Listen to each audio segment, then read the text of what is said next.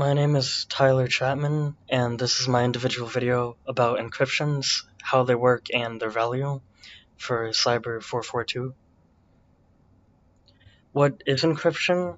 It is a way to scramble data. Only certain users can reveal text once it's done, and there can be different steps to encrypt and decrypt them. It can start simple and then get advanced. You can see in the picture, there's plain text, you can write anything. It then gets encrypted with a public key and turns into ciphertext, which is it is uncomprehensible. Then it gets decrypted back into plain text with a secret key. Where and why does it happen? It can be done anywhere. Me or you could do it. Anyone can do it. But it is mostly used in important situations. The military uses it to have secure controls and secure communications. The government uses it to protect classified information, and businesses use it to have secure transactions and protect customer data. There are two main types of encryptions. There's symmetric encryptions, which AES, DES, and RC4 do. There are also more. And there's asymmetric, which RA, ECC, and DSA use. And you can see in the picture, for both the encryption and decrypt stage, one shared secret key is used, and for this phase, asymmetric, the public key gets used in encryption and private key gets used for decryption. Now, this is a classical cipher, a very old cipher used by Julius Caesar. It is shift-based substitution.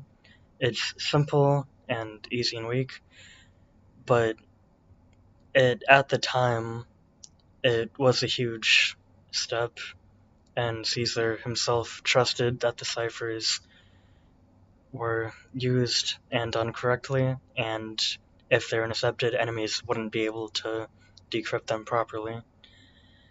So shifting hello to core, it's a shift of 3. A Caesar cipher is a shift of 3. It uses the known 26 letters to shift them.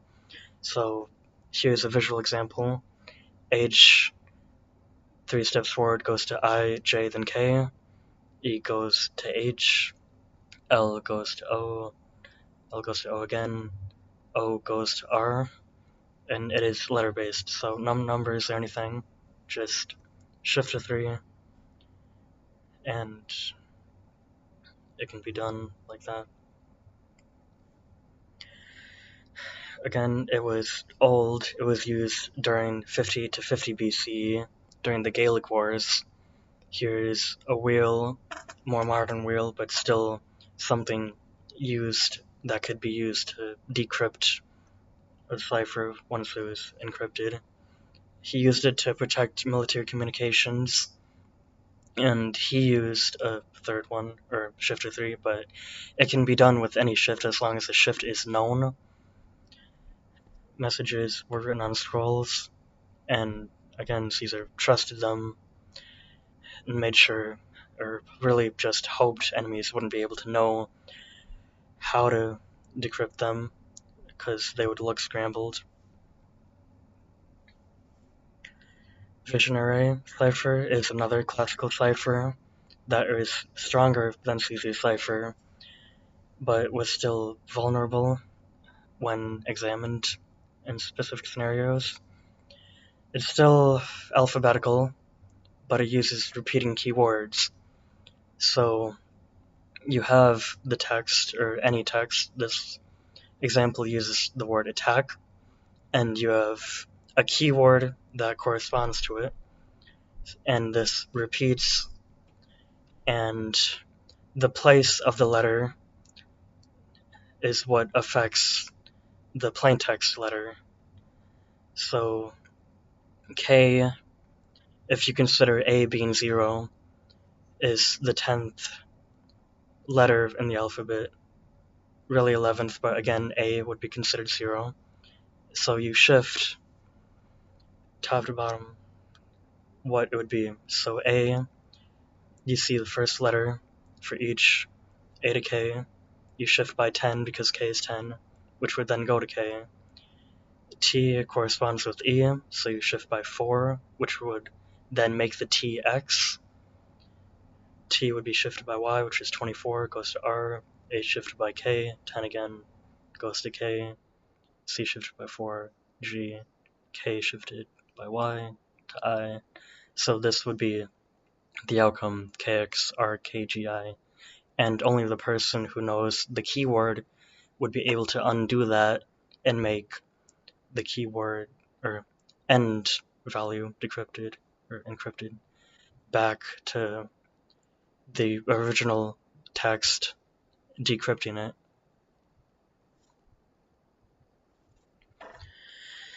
So this is a big chart on how it was done at times. It was named after Blase de Visionary, who made a stronger one in the 16th century. At the time, it was called the indecipherable cipher. It was a stepping stone for the modern symmetric encryption and showed importance of key complexity.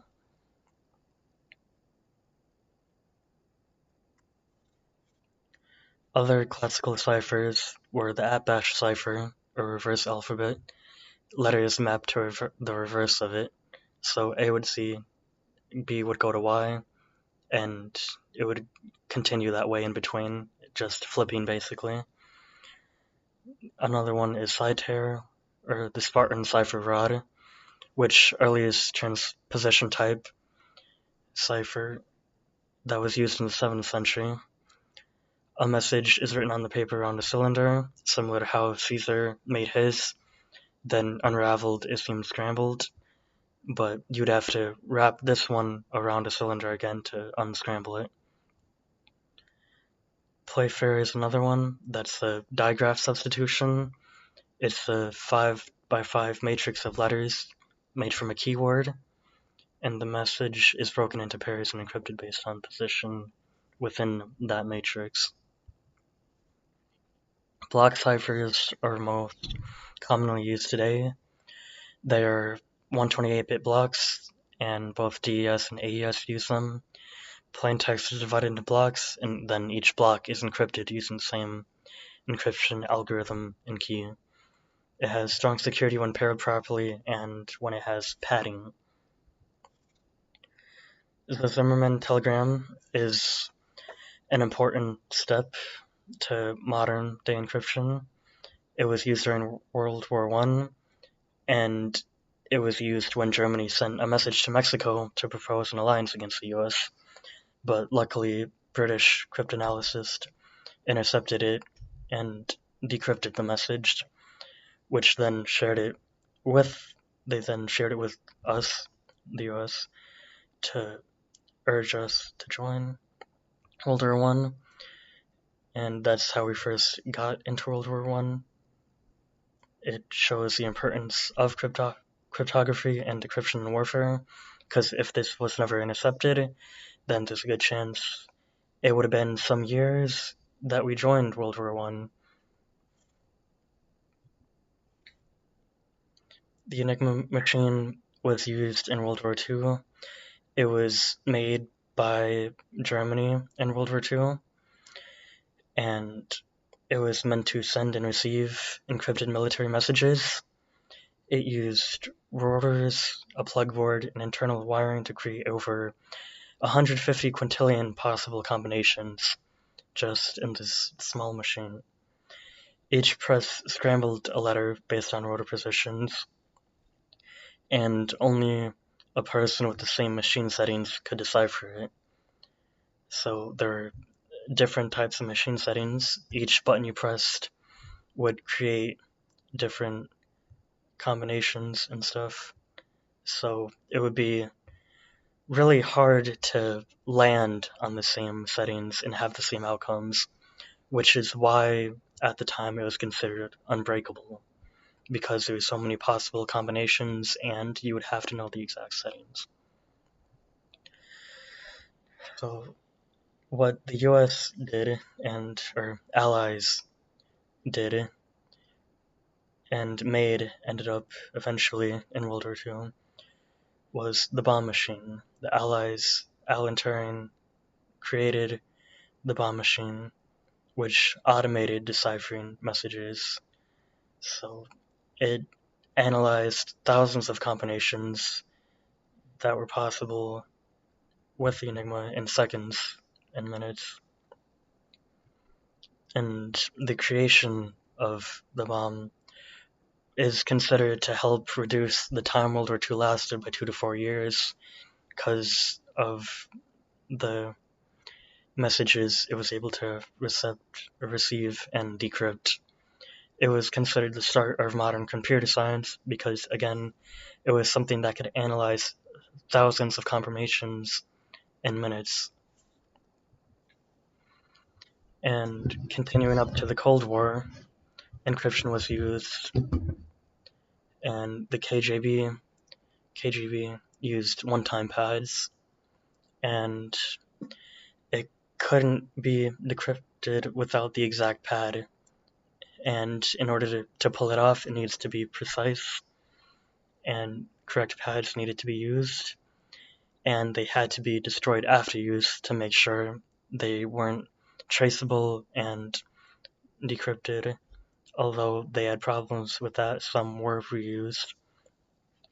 They were used by clandestine agents spying in the US and Europe, and at the time, or they still are proven to be uncrackable because they are destroyed after use. Now, modern-wise, up to today, encryption still protects data constantly and protects unauthorized access. It allows confidentiality, integrity, and authenticity in operations. TLS and SSL protect web traffic and VPNs, and it helps encrypt connections. AES 256 is commonly used, and SHA 256 and RSA are also used. You can see this done with bytes through a computer. This is a representation of what it would look like. And the future of encryption, we believe that it would end up coming to be quantum computing, which would end up breaking RSA, ECC, and other systems. So these types of computing would help with attacks, and AI attacks could also potentially brute force RSA, ECC, and other encryptions. Post-quantum cryptography are algorithms made to last those type of attacks, and some are Kyber, Lithium, Falcon. They're lattice-based algorithms with very small sizes and supposed to be fast. They could actually end up replacing RSA and ECC within the next decade. So still goes in, it would go into a post-quantum key exchange, and the recipient would end up getting stuff back. That is the reference slides, and on to the demo. So in this demo, I am showing RSA encryption and how anyone can do it. I'm using Visual Studios and just using Python. You would have to first import and pipe install RSA. To create keys, you would have to do public key, private key, and then generate this using rsa.newkeys. Again, private key, only you would have this, or the creator. Public, anyone can have and view potentially. And you would end up making a message, and you would encrypt the message with the public key, and you can end up seeing the encrypted message with write and then printing. It would end up looking like this, which is incomprehensible. Another form is that it would look like this.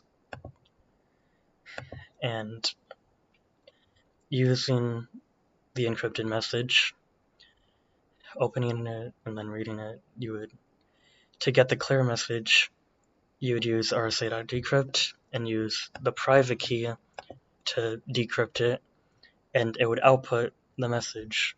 So this should output my message, hello, my name is Tyler. And you can see the output, hello, my name is Tyler. So, and again, anyone could potentially have the public key, but you would only have the private key and be able to decrypt it.